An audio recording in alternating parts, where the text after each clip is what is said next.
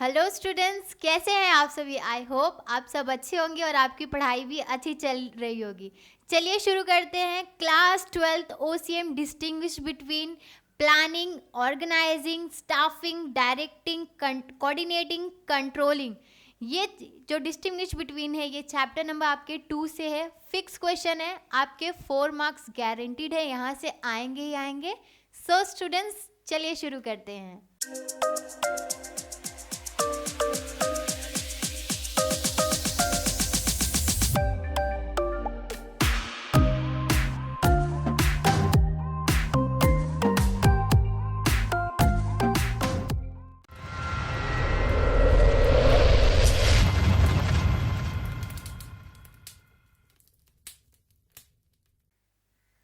So students यहाँ पे आपके सारे पॉइंटर्स लिखे हैं। टोटल आपके 10 पॉइंटर्स यहाँ पे दिए गए हैं। चलिए देखते हैं वन बाय वन। तो फर्स्ट आपको क्या दिया है, मीनिंग।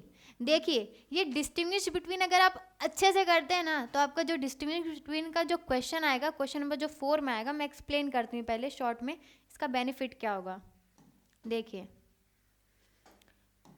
मैं यहाँ पे लिख रही हूँ, आपको इजीली समझ जाएगा। क्वेश्चन नंबर जो 4 में क्वेश्चन आएगा आपको, जिसमें आपको 4 में से 3 क्वेश्चन जो अटेम्प्ट करने हैं 12 मार्क्स के लिए, तो उसमें एक क्वेश्चन यहाँ से जैसे कि उठा के पूछ लेगा डायरेक्टिंग कोऑर्डिनेटिंग क्या होता है, ऑर्गेनाइजिंग स्टाफिंग क्या होता है, या फिर प्लानिंग और कंट्रोलिंग। एक क्वेश्चन फिक्स ही आएगा, ठीक है। उसके बाद आपका जो लॉन्ग आंसर है, ठीक है, लॉन्ग आंसर में भी आपका ये पूछ सकता है, जैसे कि उसमें बोलेगा फीचर ऑफ प्लानिंग, ठीक है। तो उसमें क्या करना है, मीनिंग का पॉइंट लिखना है, ठीक है। डेफिनेशन याद होगा तो आपको डेफिनेशन लिखना है। फीचर्स में क्या लिखना है, फीचर्स के पॉइंट अगर नहीं याद आ रहे हैं तो इसमें जो आगे हम जो पॉइंटर्स पढ़ेंगे वो सारे पॉइंटर्स आप फीचर्स में लिख दोगे, तो आपका जो मार्क्स 8 मार्क्स का जो क्वेश्चन रहेगा या 5 मार्क्स का 4 मार्क्स अगर पूछा रहेगा ना तो आपको ईजिली वो पूरा मार्क्स मिल जाएगा। होप स्टूडेंट जो ये मैंने आपको बताया आपको ये इजीली समझ आ गया होगा कि ये डिस्टिंग्विश बिटवीन पढ़ने का क्या डबल फायदा है, ठीक है स्टूडेंट्स। तो चलिए देखते हैं हम अब मीनिंग इसका। सो स्टूडेंट फर्स्ट प्लानिंग का यहाँ पे मीनिंग लिखा है। प्लानिंग का मतलब क्या होता है, देखिए deciding in advance in respect of what to do, when to do, how to do and who is to do. देखिए प्लानिंग क्या होता है, एक एडवांस में हम कोई डिसीजन लेते हैं, ठीक है। एडवांस में डिसाइड करते हैं कि हमको क्या करना है, व्हाट टू डू और कब करना है, when to do, how to कैसे करना है, and who is to do कौन करेगा वो काम, ठीक है। ये जो what to do, who to do, ये आपको याद रहना चाहिए, ठीक है, अच्छे से याद रहना चाहिए। क्या प्लानिंग क्या है, डिसाइडिंग इन एडवांस, पहले से डिसाइड करके रखना है, ठीक है। जैसे कि पढ़ाई करना रहता है तो पहले हम लोग प्लानिंग करते हैं ना कि ये सब्जेक्ट पढ़ना है, इसको इतना टाइम पढ़ना है, कैसे पढ़ना है, तो उसको क्या बोलते हैं, प्लानिंग, ठीक है। प्लानिंग का आपको मीनिंग इजीली समझ आ गया होगा, ठीक है। बढ़ते हैं नेक्स्ट पॉइंट। यहाँ पे क्या लिखा है, ऑर्गेनाइजिंग। ऑर्गेनाइजिंग क्या है, it is the process of identifying and bringing the required resources together and arranging them properly for achieving the objective, ठीक है। ऑर्गेनाइजिंग मतलब क्या होता है, जैसे हम प्लानिंग बना लिए कि हमको पढ़ना है, ठीक है। अब पढ़ने के लिए क्या क्या चाहिए हमें, ठीक है, हमें बुक्स चाहिए, आपके नोटबुक चाहिए, ठीक है, जो आपकी गाइड बुक है, पिछले साल के क्वेश्चंस पेपर जिससे हम रिफर करके पढ़ेंगे कि हाँ इससे क्वेश्चन आएंगे, ये रिपीट हुए, तो इससे हमें पता चलेगा, ठीक है। तो वो सारी चीज़ को क्या करना है, हमको ऑर्गेनाइज करना है। जहाँ पे हमारा स्टडी टेबल है उसको वहाँ पे ऑर्गेनाइज करके रखना है, ठीक है स्टूडेंट्स। होप आपका ऑर्गेनाइजिंग का मीनिंग आपको समझ गया होगा, ठीक है स्टूडेंट्स। नेक्स्ट पॉइंट क्या है, स्टाफिंग। स्टाफिंग से आपको क्या याद रखना है, देखिए स्टाफिंग में क्या होता है, एक ऑर्गेनाइजेशन के अंदर क्या होता है, process of selecting right person for the right job. देखो स्टाफिंग के अंदर क्या होता है, एक ऑर्गेनाइजेशन है, ठीक है, उसमें राइट पर्सन को राइट जॉब पे लगाना है, ठीक है। तो उसके अंदर क्या इन्वॉल्व रहता है, उनको ट्रेनिंग देना रहता है, सिलेक्शन रहता है, प्रमोशन रहता है और ट्रांसफ़र, ये सारी एक्टिविटीज़ इसमें इन्वॉल्व रहती हैं, किसमें, स्टाफिंग में, ठीक है स्टूडेंट्स। स्टाफिंग का मीनिंग समझ गया होगा आपको ईजिली। अब डायरेक्टिंग। डायरेक्टिंग का मतलब क्या होता है, it involves giving order and instruction to employees in the organisation. Directing जैसे हमें कोई ऑर्गेनाइजेशन में टॉप लेवल पे जो मैनेजर्स रहते हैं, उनके जो फोरमैन्स नीचे जो वर्कर्स रहते हैं उनको डायरेक्शन देते हैं ना कि ये काम आपको पर्टिकुलर जॉब करना है, ठीक है। तो उनको क्या गाइडलाइन डायरेक्शंस दे रहे हैं, ठीक है स्टूडेंट्स। तो ये डायरेक्शन वाला पॉइंट भी ईजिली क्लियर हो गया होगा, मीनिंग तो समझ गया होगा ना, एग्जाम में लिखने के लिए बहुत ज़रूरी है, ठीक है। नेक्स्ट आपका क्या है, कोऑर्डिनेटिंग मतलब क्या होता है, इसका मैं एक एग्जांपल देती हूँ। जैसे कि एक ऑर्गेनाइजेशन है, एक कंपनी है, ठीक है, उसको अपना कोई प्रोडक्शन जो है उसका सेलिंग उनको बढ़ाना है, ठीक है। तो उसके लिए क्या ज़रूरत, अगर कोई भी प्रोडक्ट का सेलिंग बढ़ाना है, उसका मार्केट में ज़्यादा बिक्री हो, तो उसके लिए क्या करना है, उनके एडवर्टाइजिंग में प्रोडक्ट की क्वालिटी, अलग अलग डिपार्टमेंट होते हैं ऑर्गेनाइजेशन में, दोनों को मिल के काम करना है, ठीक है। तो मिल के काम करेंगे तो जो उनका ऑर्गेनाइजेशन का जो ऑब्जेक्टिव है वो इजीली अचीव हो पाएगा, ठीक है स्टूडेंट्स। तो कोऑर्डिनेटिंग एक ऑर्गेनाइजेशन में दोनों मतलब जो इतने भी डिपार्टमेंट है एक दूसरे से कोऑर्डिनेट होना बहुत ज़्यादा ज़रूरी है। उससे क्या होगा, जो ऑर्गेनाइजेशन के गोल है वो इजीली अचीव हो पाएंगे, ठीक है स्टूडेंट्स। तो क्या है ये interlinking of action of the subordinates in a organisation, ठीक है स्टूडेंट्स। नेक्स्ट आपका क्या है, कंट्रोलिंग में क्या लिखा है, it is the process of taking steps to bring actual result and desire result closer together. देखिए एक्चुअल, यहाँ आपको कन्फ्यूजन होगा एक्चुअल और डिज़ायर रिजल्ट्स का मीनिंग क्या होता है, ठीक है। एक्चुअल रिजल्ट मतलब जैसे कि एक ऑर्गेनाइजेशन में इतना उनको प्रॉफिट हो गया है, 100 करोड़ का उनका प्रॉफिट हो चुका है, ठीक है, ये एक्चुअल रिजल्ट है। डिज़ायर रिजल्ट वो फ्यूचर में उनको चाहिए कि मेरा ये टारगेट है, ये मुझे अचीव करना है, वापस नेक्स्ट मंथ में उनका टारगेट है कि हमको वापस 100 करोड़ से ज़्यादा हमारा प्रॉफिट हो ऑर्गेनाइजेशन में, ठीक है स्टूडेंट्स। तो जो हमारा एक्चुअल रिजल्ट है और डिज़ायर रिजल्ट है दोनों को क्लोजर लाना है, ठीक है। ये क्या है, कंट्रोलिंग है, bring the actual result and the desire result closer together. Hope आपको कंट्रोलिंग का भी मीनिंग अच्छे से समझ आ गया होगा, ठीक है स्टूडेंट्स। ये सारे पॉइंट समझ गए होंगे। बढ़ते हैं हम अब नेक्स्ट पॉइंट पे, ठीक है।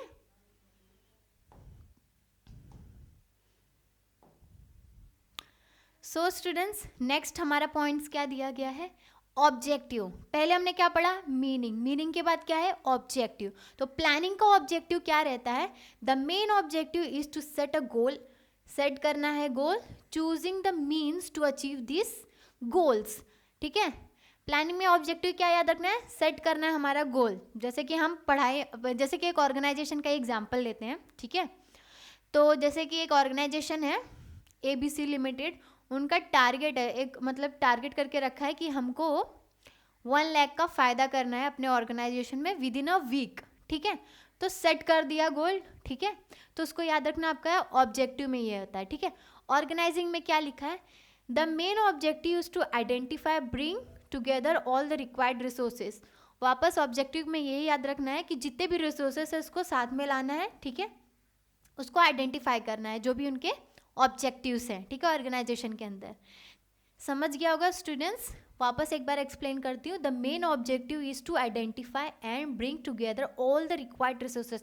जो भी रिसोर्सेज रिक्वायर्ड है, जैसे कि एग्जांपल देती हूँ, कोई भी प्रोडक्ट बनाना है, ठीक है, उसके लिए रॉ मटेरियल जो चाहिएगा, तो वो सारे रिसोर्सेज को एक जगह एक जगह ला के रखना है। तो उससे क्या होगा, सारे प्रोडक्ट अगर एक जगह पे हैं तो जो उनका जो ऑर्गेनाइजेशन में जो काम है वो ईजिली हो पाएगा, ठीक है स्टूडेंट्स, उसमें टाइम वेस्ट नहीं होगा, ठीक है। होप ये ऑब्जेक्टिव ऑर्गेनाइजिंग आपका समझ गया होगा, ठीक है। स्टाफिंग में क्या लिखा है, the main objective is to appoint the right type of people at the right position and the right time. इसमें याद रखना है, स्टाफिंग में ऑब्जेक्टिव अपॉइंट करना है राइट पर्सन को राइट जॉब पे और राइट टाइम पे। ये 3 पॉइंट समझ गए, ठीक है स्टूडेंट्स, ये वाला पॉइंट समझ गया होगा आपको। डायरेक्टिंग क्या होता है, डायरेक्टिंग में इसमें मेन ऑब्जेक्टिव क्या है, डायरेक्ट करना है सबऑर्डिनेट को to get the things done into manner, ठीक है। डायरेक्टिंग में उनको डायरेक्शन देना है कि ये काम आपको ऐसे करना है, ठीक है, और इसकी वजह से क्या होगा, जो भी काम है वो इजीली हो जाएगा, ठीक है। ये मेन ऑब्जेक्टिव, उनको डायरेक्ट करना, ठीक है, सबऑर्डिनेट्स को। नेक्स्ट क्या है, कोऑर्डिनेटिंग। देखिए मेन ऑब्जेक्टिव क्या है कोऑर्डिनेटिंग का, टीम वर्क बनाना, ठीक है, स्मूथ फ्लो ऑफ एक्टिविटी। देखिए सब लोग मिल के काम करेंगे तो उससे क्या होगा, टीम स्पिरिट बिल्ड होगी, ठीक है। सब लोग मिल के काम करेंगे तो जो भी काम है ऑर्गेनाइजेशन का वो ईजिली हो जाएगा, ठीक है, और कम टाइम में हो जाएगा, तो ऑर्गेनाइजेशन को उससे वजह से फ़ायदा होगा। कोऑर्डिनेटिंग का मतलब भी समझ गया होगा स्टूडेंट्स, ठीक है, team work, smooth flow of activities.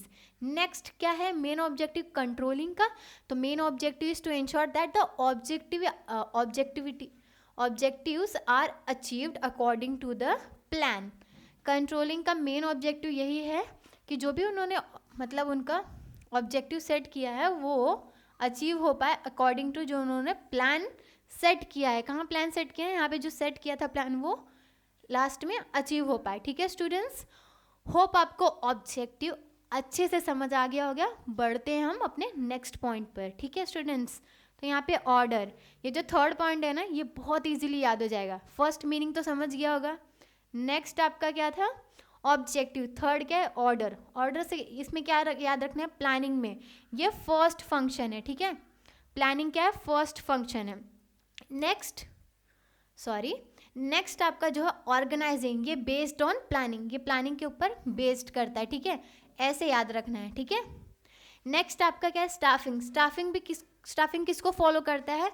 Staffing follow करता है ऑर्गेनाइजिंग को। ठीक है स्टूडेंट्स, ये मैंने से एरो मार्क किया तो आपको इजीली समझ जाएगा कि एग्जाम में क्या लिखना है। ठीक है, यहाँ पे क्या, ये फर्स्ट फंक्शन है, फिर ऑर्गेनाइजिंग में याद रखना है ये बेस्ड ऑन प्लानिंग, फिर स्टाफिंग याद रखना, staffing is based on organising. ठीक है स्टूडेंट्स, डायरेक्टिंग में क्या आपको याद रखना है? Directing follow organising, staffing for execution of planning. देखो, डायरेक्टिंग में जो भी ऑर्गेनाइजिंग में जो काम होता है, स्टाफिंग में जो काम होता है, वो सारे दोनों जन को फॉलो करते हैं उनके जो भी प्लान है उसको एग्जीक्यूट करने में। ठीक है स्टूडेंट्स, यहाँ पे आगे क्या लिखा है? कोऑर्डिनेटिंग में क्या ऑर्डर रहता है? It is the important element of organisation which follows planning. देखिए, कोऑर्डिनेटिंग में किसको फॉलो करते हैं? ये प्लानिंग को। ठीक है, ये जो फर्स्ट आपका है इसको ही फॉलो करते हैं एलिमेंट, ये इंपॉर्टेंट फंक्शन है। ठीक है, नेक्स्ट आपका कंट्रोलिंग में क्या लिखा है? इट इज द, इसमें आपको याद रखना है क्या? It is the end the function of management process. ये किसका है? मैनेजमेंट का प्रोसेस है। ठीक है, लास्ट में कंट्रोलिंग, ये मैनेजमेंट प्रोसेस है। कंट्रोलिंग का क्या याद रखना है? ये फॉलो करता है प्लानिंग को। डायरेक्टिंग में क्या याद रखना है?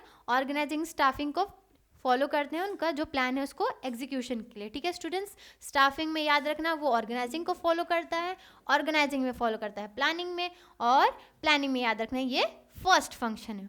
ऑर्डर भी इजीली क्लियर हो गया होगा स्टूडेंट्स।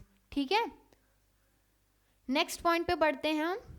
3 पॉइंट हो गया स्टूडेंट्स, मीनिंग, ऑब्जेक्टिव, ऑर्डर। अब हम फोर्थ पॉइंट पे आते हैं। फोर्थ पॉइंट आपका क्या दिया है? फैक्टर्स।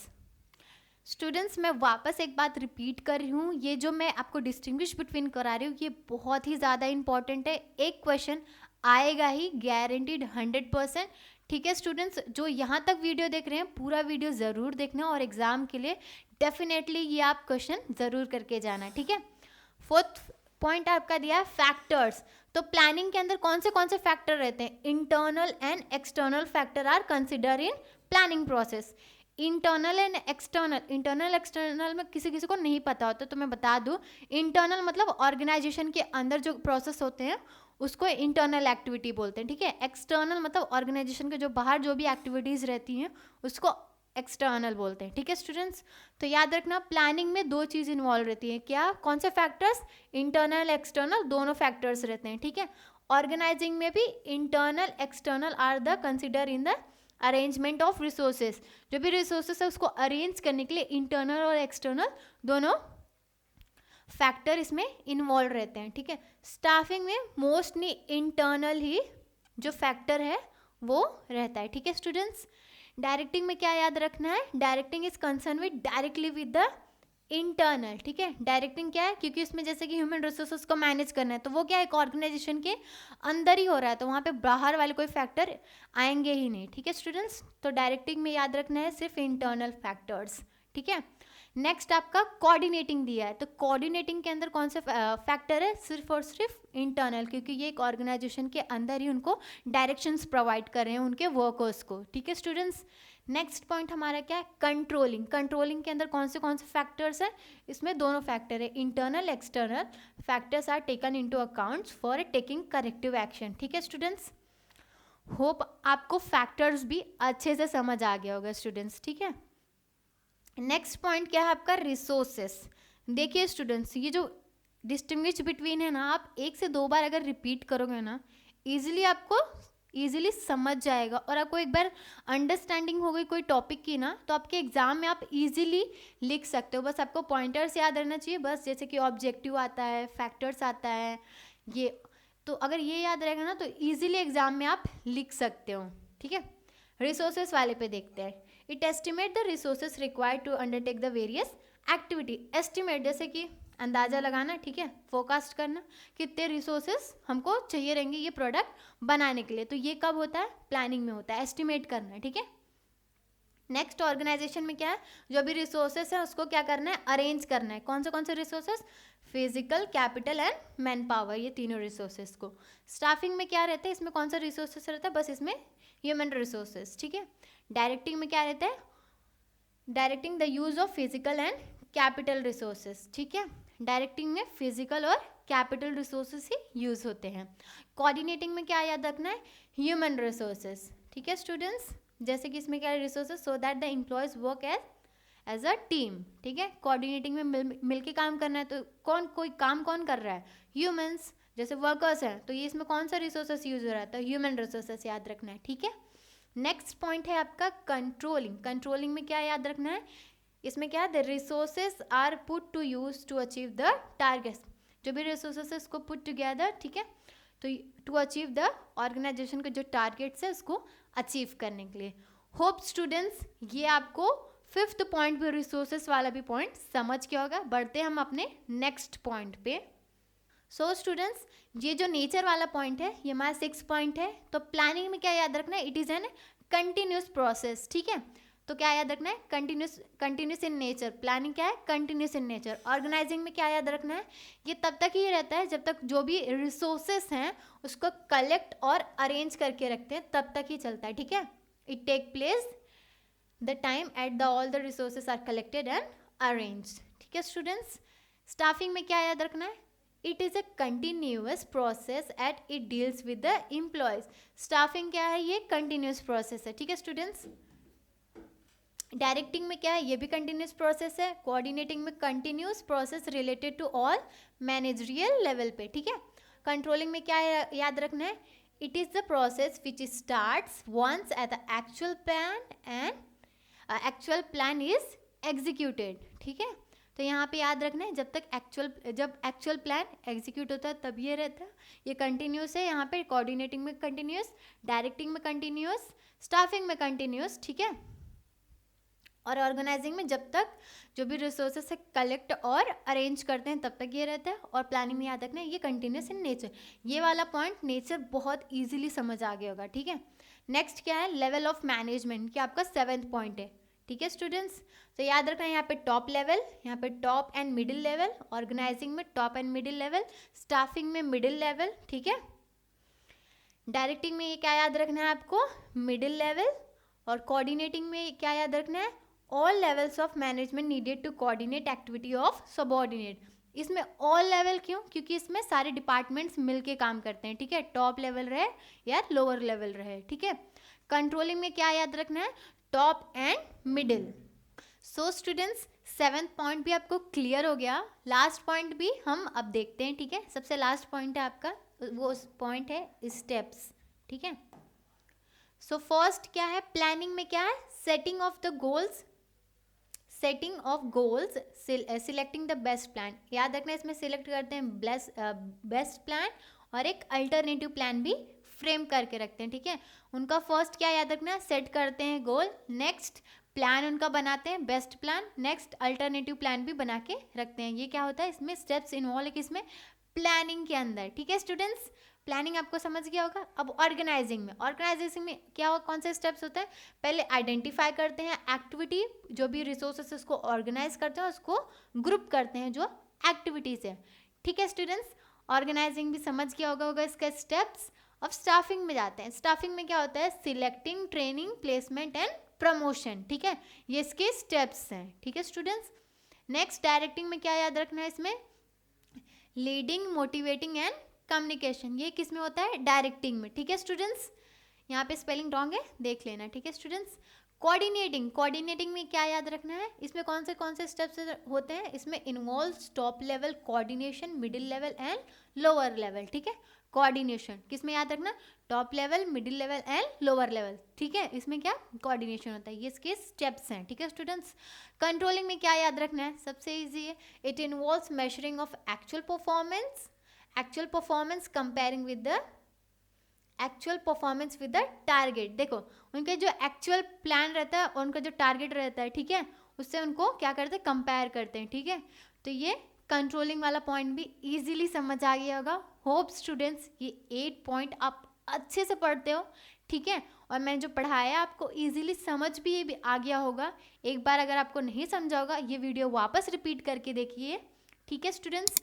ये मोस्ट इंपॉर्टेंट है। आप डिस्टिंग्विश बिटवीन से आपको बहुत सारे बेनिफिट्स मिलेंगे अगर आप ये कर ले, तो इससे आप फीचर्स वाले भी पॉइंट्स इजीली एग्जाम में लिख सकते हो। ऑब्जेक्टिव भी 1-2 क्वेश्चन आएगा ही आएगा आपके एग्जाम में, ठीक है स्टूडेंट्स। होप ये सारे पॉइंट्स क्लियर हो गए होंगे। Thank you for watching. Hope you like this video. Keep learning, keep smiling. Thank you students.